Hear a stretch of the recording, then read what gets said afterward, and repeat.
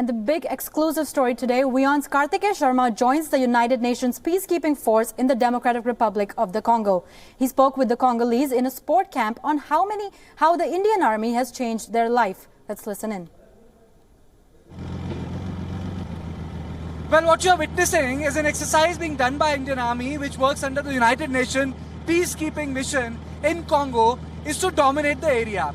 The purpose of this exercise, the purpose of the armored vehicle, the purpose of the officers to go out in the village is to give a message to the local militia or those who try to disrupt law and order that they will be able to take hard and strong action in case someone tries to disrupt the law or someone tries to take the law in its own hand.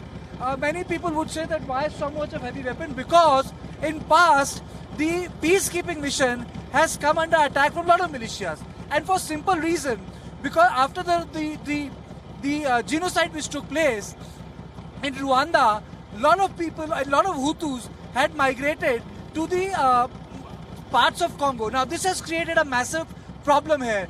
And because of tribal issues, loyalties and ethnicities, the conflict rages. And because of completely non-existent infrastructure, non-existent road, it is very difficult for people to go without protection to intervene in the villages. So in a way, what's happening in Congo is a story of curse of resources.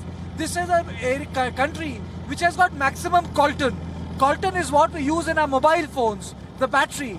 But what happens in the end? They don't get the money because ultimately for the diamonds, for the coltan, for the uranium, for gold, the multinationals or the rich countries continue to keep Congo stable. So Congo, despite gaining independence, has suffered the imperial politics, the Cold War, and after the Cold War, it continues to be so unstable because of racial and ethnic tension. Now, what the United Nations Peacekeeping mission and the Indians are trying to do, especially because they are part of one of the largest zones, and they are there to stabilize it, to ensure that there is an ordinariness, there is a civic life which is respected. And it is for this Indian security force do these exercises regularly to ensure that at least in big urban centers, civic life is not disturbed. And lastly, and respected for one simple reason, because there are no cases of atrocities against Indian military.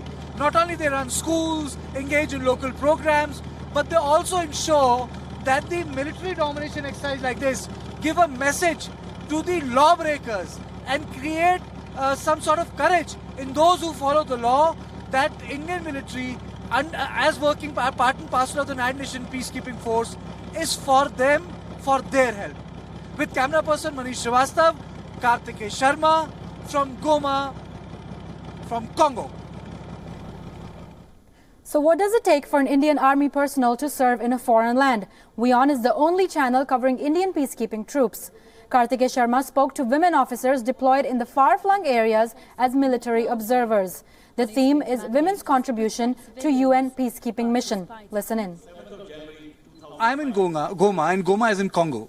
And it's an area in which Indian forces have played a crucial role, if not crucial, and a very important role as part of the UN peacekeeping mission.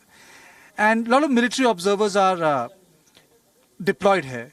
They are men and women, but the lady officers who are here with me are military observers that are deployed in far-flung areas without weapons to create some sort of an integration, area stabilization, so that there is some modicum of normalcy or a sense of ordinariness in daily life. And the growing presence of lady officers in this role also represent the way the society sees women in context of combat, and the way even our own institutions are changing over a period of time, and the way they have changed over a period of time. Now, starting from you, Aditi, does it make a difference to be a woman officer as a military observer staying in a far-flung area? Is it experientially different? Does society sees you differently?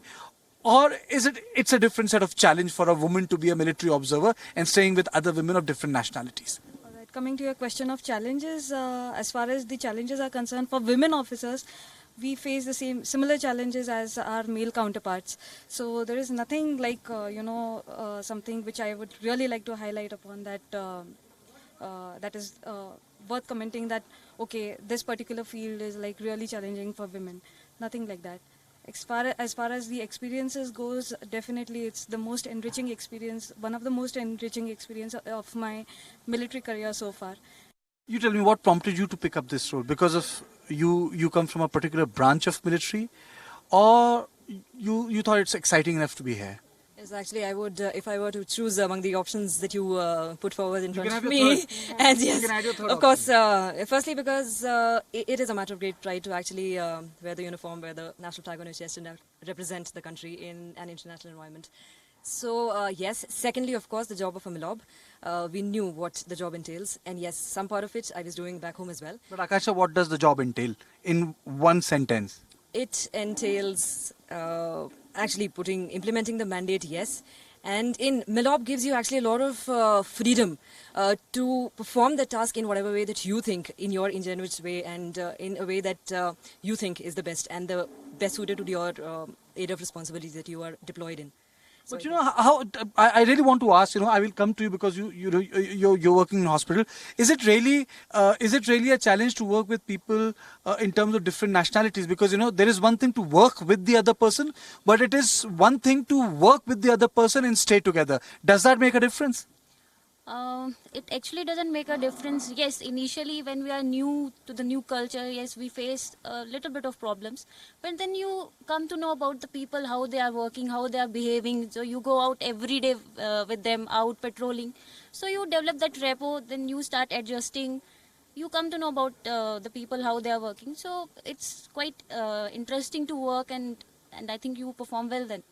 Thank you all of you for making time for us, for WION. But the fact of the matter and the point of the debate which I really wanted to focus was that maybe India has not gone the Israel's way. Maybe there is no debate in India when it comes to combat and women the way it has taken place in the United States of America. But the fact of the matter is that there is a contribution of women in our army when it comes to peacekeeping, and these lady officers are a shining example of that contribution. With camera person Manish Srivastava, Kartikeya Sharma from Goma for WION. In the dense jungles of the Congo, where peace is in short supply, WION's Kartikeya Sharma joins the Indian Army's peacekeeping mission. Indian military, as working part and parcel of the United Nations Peacekeeping Force. From tasting the local food to a day in the life of our men in Congo. Join WION as we track the Indian Army on its UN mission. WION has been given access to cover the exemplary role played by Indian military as part of the United Nations Peacekeeping mission in Congo. Blue helmets in Congo. WION ground report only on WION World is One News.